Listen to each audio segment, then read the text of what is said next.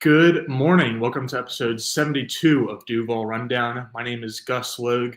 Today we'll be doing another solo pod. I'll be talking to James Gladstone, who's the new Jacksonville Jaguars general manager, the sixth full-time GM in franchise history. He was given the job on Friday. He completed his second and final interview in person on Friday and then never left the building. He was the final of Jacksonville's 5 finalists to do his final interview. And then again, he didn't leave the building. The Jaguars announced Gladstone as their new general manager on Friday. So we'll break that down, go over any listener questions you guys have. And then I did a mock this morning, 5 rounds, because I don't think I'm quite ready to get to 7 rounds yet. We'll get there eventually. But I did a 5-round mock before this episode. So I'll go over that as well. Good morning, everyone. Good morning. Just checking the comments. So let's start with just some background on James Gladstone. I tried to pull up a Wikipedia page, and this is definitely not. I have a James Gladstone, a Canadian politician. Well, that's not going to help me. But Gladstone was a collegiate wide receiver. He won Athlete of the Year at the small conference that he did play at.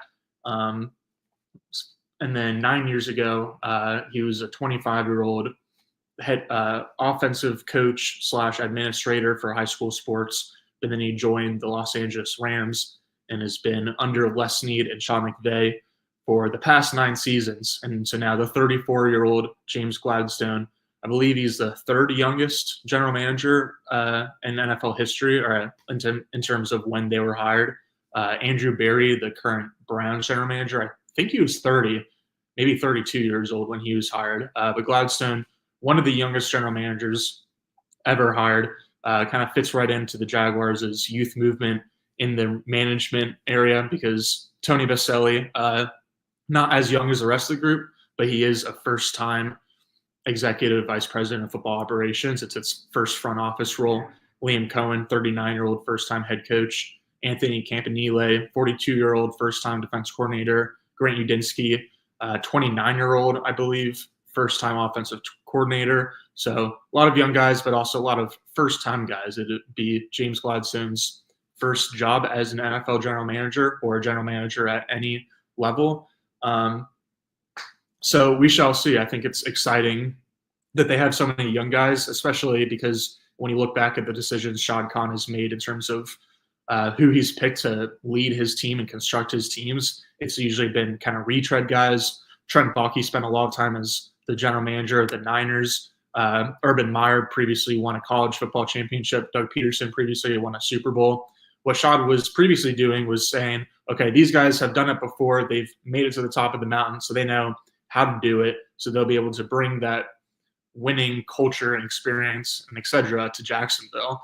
But as I've said on previous shows, like those guys all reached the top of the mountain. So then they weren't really as motivated probably to re-climb the mountain. Certainly there was plenty of other factors too, but I do think that it's exciting that the entire quote unquote football leadership unit in Jacksonville is all guys that have not yet climbed the mountain before. I mean, James Gladstone did win a Super Bowl in Los Angeles with the Rams, but it wasn't like a team that he truly constructed, even if he did have a good say in it. And there was, speaking of having like a good say in terms of the Rams construction, I have seen a couple of tweets going around the timeline of like, oh, here are all the great players that the Rams have selected in the past however many years while Gladstone has been part of the team. And I kind of pushed back on that a little bit because I'm sure that Gladstone did have a significant impact in terms of bringing in a lot of, if not all of, the good players that the Los Angeles Rams currently have on rookie contracts. But again, so many factors. There's so many things that happen behind the scenes that like you obviously can't give credit to just one person. And so Gladstone, certainly very exciting, but I think it's more so exciting because the entire youth movement that's happening in Jacksonville. And I am excited to see how much Rams culture they kind of try to instill in year one. People have been joking that the Jags are now just Rams East, which makes sense. That's fair.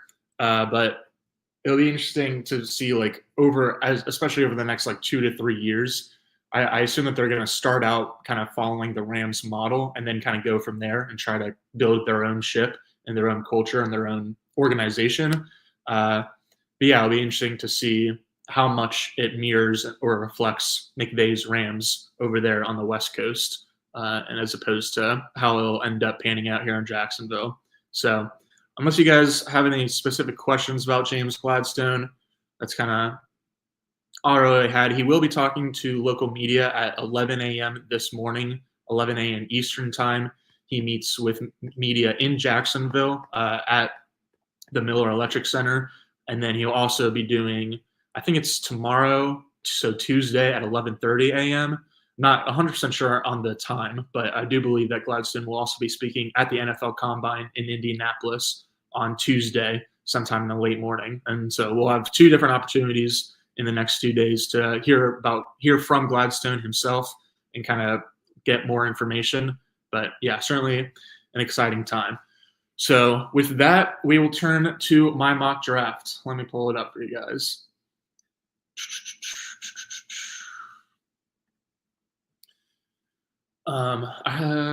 Yeah. So I did it on PFF. Unfortunately, they didn't grade it very well. I got a C minus, bottom 12%, or bottom 12th percentile, I guess, of Jaguars mock drafts in terms of the PFF grade given. And so immediately, for anyone viewing on YouTube, you can see that I traded my third-round pick, or the Jaguars' 88th overall selection this year, and next year's third-round pick for Rams wide receiver Cooper Kupp. I don't expect the price tag to be that significant. I think that Kupp would go for just one third-round pick, and even that price would probably be a little bit steep. But in order to actually make it go through on PFF, I had to throw in next year's third. But essentially what I did, again, is trading the 88th overall pick for the Jaguars for Cooper Kupp. I've said multiple times on multiple shows that I don't think that the Jaguars should be interested in Kupp services on his current contract, because I'm not sure what the numbers are off the top of my head, but I think he probably has a significant cap hit of $20 million is my guesstimate in 2025. And so maybe the Rams would be willing to eat some of the salary. Maybe the Jaguars would be interested in kind of restructuring and extending his contract and kind of pushing money around that way. But I think that now that not just Liam Cohen has experience coaching Cooper Kupp in the past in LA, but they also have James Gladstone, who obviously has worked with Cooper Kupp in LA for a few years now, just makes a lot of sense. And when you're trying to figure out whether it's draft fits or free agency fits or even coaching staff fits, it's all about who you know. And so Floyd asked in the comments, so Kirk's gone, question mark? Yeah, in this scenario, I think it doesn't really make a lot of sense to trade for Cooper Kupp. Or even really if Cooper Kupp gets released and then you sign him for like the vet and the minimum, even then it probably doesn't make sense to have him and Christian Kirk on the team at the same time. And so I think that more likely than not, Christian Kirk will be on the team and Cooper Kupp will not be a Jaguar. But if I'm going to be doing a mock draft every week until the actual draft, so for the next 2 months, I gotta switch things up. So last week I traded the 5th overall pick, hypothetically, to get Garrett Wilson from the Jets. And so now I'm trading a third rounder to get Cooper Kupp from the Rams. And again, because of his contract more than anything else, but also his durability and his age, it probably doesn't make sense on paper to trade a third round pick for Cooper Kupp. But I do think that the Gladstone and Cohen and the rest of the Jaguars leadership unit, again, would probably value Kupp's off the field intangibles as much as, if not more so, than his on the field performance. Because when he's on the field, he can certainly be great. I'm sure he would establish immediate chemistry with Trevor Lawrence. He and Brian Thomas Jr. would be a really good tandem because Kupp isn't as explosive as he used to be, but he could operate on a lot of choice routes and a lot of stuff in the flats and closer to the line of scrimmage, while Brian Thomas is doing a lot more work in the intermediate range and downfield. And so just that those two as a tandem, I think, makes sense on the field. But then again, I think off the field matters the most, where the Jaguars are going to want to establish a winning culture, winning identity, tough mentality across their roster. And so I think they will be wanting or be interested in bringing in veterans to kind of help establish that. And I don't know if there would be a single better veteran to establish that than Cooper Kupp. So that's my explanation for the Kupp trade. Let's get into the full mock draft a little bit. The first round pick, 5th overall, went with Will Campbell, Travis Hunter, Abdul Carter, Cam Ward, and Ted McMillan were all off the board. And so I was essentially deciding between Will Campbell and Mason Graham at 5th overall. And I think just on a personal level, but then also what I believe the team is going to do, I'm thinking Will Campbell in both regards. Personally, I like Will Campbell more because I think he's a safer prospect. I think that he can play tackle or offensive guard. I think that the fact that he's an offensive player is going to really stand out to Liam Cohen, because I would expect that he's going to try to build up his offense as much as anything else in the short-term future, and that starts with the offensive line. He's talked before about how the first thing the defense sees when the offense breaks the huddle is the offensive line. He wants that to mean something. He's said repeatedly that he wants this to be a tough football team. And yeah, that is coach speak, because every coach wants that for their team.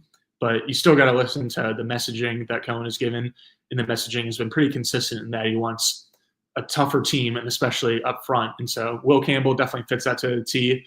I think that Mason Graham is certainly a tough player and also a trench player, but I'm a little bit shakier about his floor just because of his size, mostly, I guess. He's doesn't have great length. He ends up on the ground a lot, especially against top competition. I think he's really only going to be good in in this specific scheme where he's kind of like a penetrating upfield type of defensive tackle where he's able to shoot gaps. Because some defensive schemes, like if you put it into 2 buckets, either your defensive lineman is just penetrating and trying to get upfield and trying to just disrupt and create chaos in the backfield any way that they can, or they're going to be more conservative and kind of like just hold their blocks and let linebackers do a lot more of cleaning up behind them, kind of. And so I think Mason Graham needs to be in more of a penetrating scheme so that he doesn't just get kind of eaten up by double teams easily. Or even by single teams. And so fortunately for the Jaguars, I think that Mason Graham would still be a good pick, because I do think that he fits what Anthony Campanile wants to do on the defensive side of the ball. Green Bay saw, what's his name, Wyatt. I'm blanking on his last name, or maybe Wyatt is his last name, but there's a former Georgia defensive tackle named Wyatt on the Packers who was like solid for his first few years, but then he really took off last year under Campanile, because I think he's a similar type of player where he's better as a penetrator, trying to disrupt and get into the backfield as much as possible, as opposed to just holding blocks, more like a true run stuffer. So, yeah, that hopefully explains it. Again, don't think Mason Graham would be a bad pick in any regard, but I am leaning Will Campbell personally, and I think that the Jaguars will be leaning Will Campbell as well. I'll get to Fannin in a second, Sam, who's asking on Twitter. But first, my second round pick, 36 overall, was cornerback Azarie. Ooh, I definitely butchered that. Azarie Thomas. We'll go with that. Cornerback out of Florida State. Reminds me a little bit of Tyson Campbell, at least in terms of the scouting reports that I've read, because he's a tremendous athlete in terms of agility, speed, size. Great, especially in terms of press man coverage. He can work a little bit on his press technique, but he's definitely the size that you want and has the kind of tenacity that you want from a press man corner. And so he's going to be best in a scheme that plays a lot of single high coverage. So cover 1, cover 3 would be the main coverage types. But he's a guy that you definitely want up close to the line of scrimmage, kind of causing disruption. I'm surprised that he was on the board, honestly, and even more surprised that PFF gave me an F for the pick. Oh, Teal Corner Pod is helping me out. Azarie. Okay, thank you. Azarie Thomas from Florida State. Again, a little bit surprised that he was there, and then more surprised that PFF gave me an F for the pick. But I think that he's honestly a first-round caliber prospect, and cornerback is the biggest need in Jacksonville. Secondary in general, but specifically cornerback is the biggest non-trenches need in Jacksonville going into the offseason. So, yeah, pretty happy with that pick. In round 3, 70th overall, I went with Deone Walker, Kentucky interior defensive lineman. I've said before a couple of times that if you want a pass rushing defensive tackle, you really need to look in the first round a lot of times. And I think that's probably the biggest kind of calling card for Mason Graham is just the fact that he can provide pass rush juice as an interior defensive lineman, just because there's not a lot of those guys available. But Walker from Kentucky is one of those guys. He's had one of the best pass rush win rates as a 0 or 1 technique. So basically as a nose tackle in recent college football seasons. So he is a nose tackle, or that's truly a defensive tackle. It's not like he's got a lot of inside-outside versatility, but he can give you some pass rush juice. He's got an interesting frame. He kind of has an open frame, really high pad level. So he can kind of disappear for stretches throughout games. And so he definitely needs to work on his consistency and certain fundamentals. But he's shown some great flashes, specifically as a pass rusher. And the Jaguars certainly need that across their defensive line. So that was my 3rd round pick. 4th round pick was Harold Fannin Jr., tight end out of Bowling Green. To answer Sam's earlier question on Twitter, do you think Fannin will be there around 4? No, I do not. I don't even know if he'll be in there at pick 36 in the 2nd round, to be honest, because I think that the top 3 tight ends, pretty clearly in no particular order, are Harold Fannin Jr., Colston Loveland from Michigan, and Tyler Warren from Penn State. And Harold Fannin Jr., I guess the biggest knock on him, I would assume, is just level of competition, because he did go to Bowling Green, but he's like smashed multiple single season FBS tight end records, multiple career FBS tight end records.